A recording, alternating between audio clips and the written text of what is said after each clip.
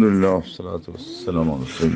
7 বছরের মেয়েকে প্রাইভেট হুজুরকে দিয়ে টিউশনি করানোর সম্পর্কে প্রশ্ন করেছেন।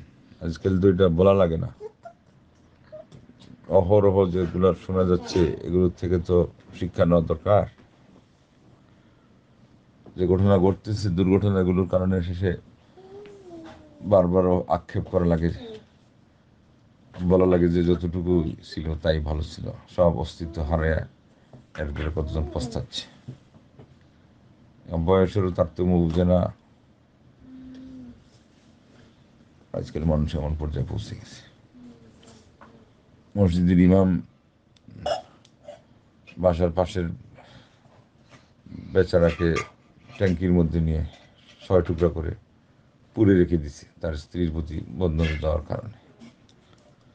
এইভাবে কত কম বয়সের মেয়ে, কত বৃদ্ধা মেয়ে, এগুলোর সাথে যাদের ব্যাপারে কোনো চিন্তাই ছিল না, আজকে এগুলো হচ্ছে। এগুলো তো খবর রাখার দরকার, দুনিয়া কী হচ্ছে।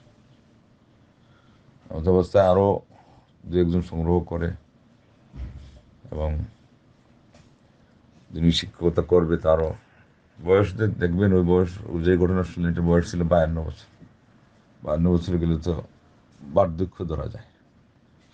এই জন্য কোনো মাপকাঠি নেই আজকাল। এই জন্য ইসলামের যত বিধিবিধান আছে এগুলোরে যেভাবে আসছে তার চেয়ে আরও সাবধানী হয়ে নিতে হবে। ওই যে 7 বছরে আল্লাহ নবী বলছেন, নির্দেশ তো এখন তো ছেলেদের বুঝ সুঝ বেড়ে গেছে, 3-4 বছরই শুরু হয়েছে, তার মানে নির্দেশ সেখান থেকে শুরু হয়ে যাবে।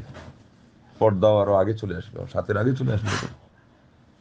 ঠিক দুনিয়া যেহেতু ওই দিকে আগাইছে নোংরামির দিকে, এই জন্য সাবধান হওয়া, এদিকে আরো অ্যাডভান্স হয়ে যাবে, এগুলো বোঝা দরকার আছে।